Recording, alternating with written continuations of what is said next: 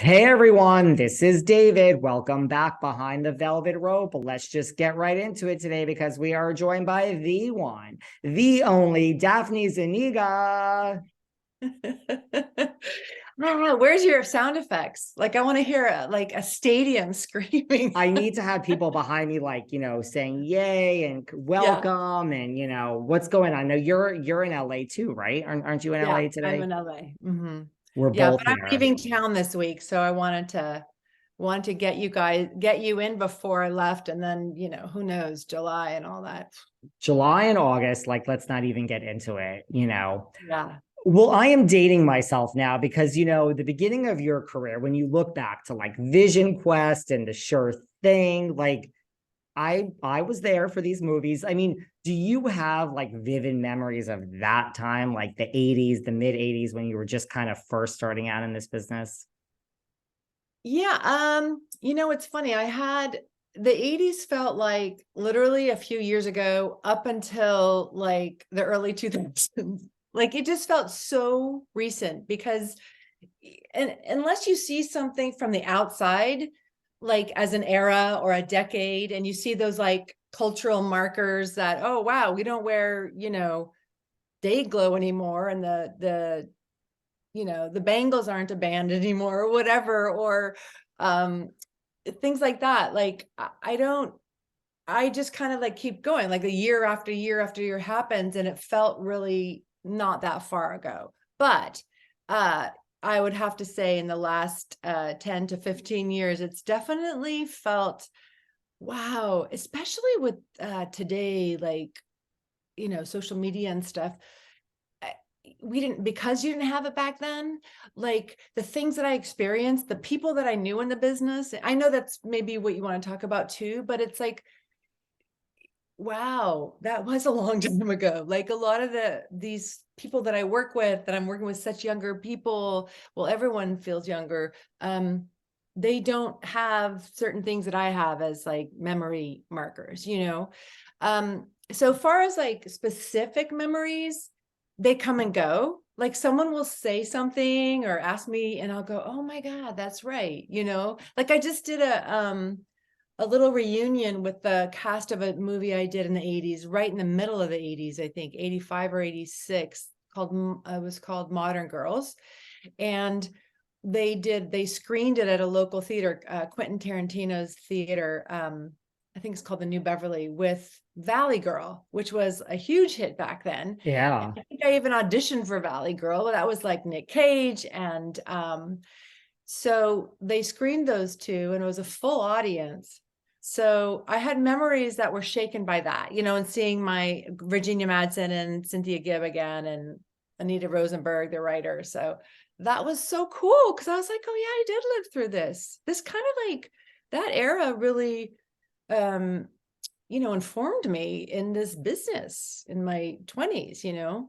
Do you have, because like for me, my first memory of you, like as, in the professional business was The Sure Thing. But like, is that what, like, was there one project that kind of like, quote unquote, changed your life or like set you on this course to have like this lifelong career as an actress in the business and broke you out?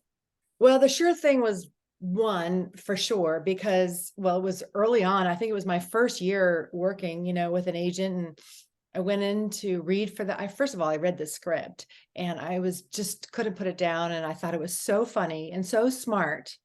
And I just thought, wow, this is going to be a fun career. Everything's going to be like this, where it was just, I just went through it. I felt so sort of, I related to Allison, sorry to say, her sort of, control issues, and like she likes things orderly. And then I went in, I auditioned with, John Cusack and Rob Reiner, of course. So that, because I got that, Rob told Mel Brooks, which came shortly after with Spaceballs. So that I think led to Spaceballs, me getting in the room to meet him on that. And then I know that like Henry Winkler was one of the producers of The Sure Thing with, Alan Horn, Roger Birnbaum were the producers on it. And so I just remember after that, like people would come into my sphere and circle, and I would after that movie. So it was a small movie, but for me, it sort of led to other interactions, relationships in film for sure. What was the experience of Spaceballs like, working with Mel Brooks? Because I know, for that, for so many people, that movie is like so classic. It's such a cult following. Princess Vespa, like that is, I imagine, what a lot of people want to talk to you about. Well, yeah, I mean, I had no idea it was going to last this long. And that's what I go and do these signings for, mostly are Spaceballs. And, when you're shooting it, you just have no clue, especially when you're on a show like that with Mel. It was all encompassing because it's like a big budget for 1986. Did we shoot it? 6, I think. Down on MGM lot in Culver City. It was the last film that was filmed there as MGM. Then they sold it to Lorimar, and now it's Sony, but it's right there in Culver City. And we were shooting on the sound stages that they did the Wizard of Oz in. And they did like all these Esther Williams movies, like the floor would open up to make swimming pools for all those Esther Williams, sort of maybe Busby Berkeley, I don't know, but there's a lot of history, Hollywood history, to shooting that. And it was big, and the cast was big, and it was Mel Brooks. And so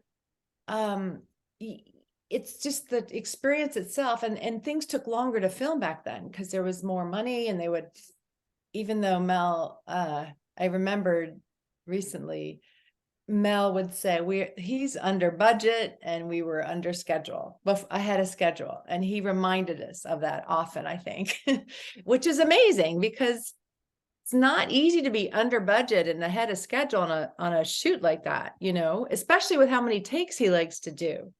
A lot. It's almost impossible. Well, it landed you on The Masked Singer recently. How much fun was that? Yeah, it did. It did.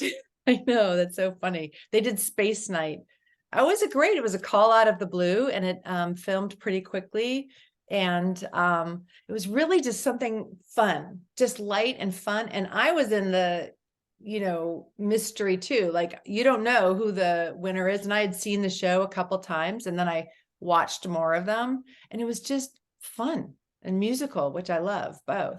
So yeah, I mean, never did I think I'd be on stage with like Nick Cannon and, Jenny McCarthy and all those people in front of me.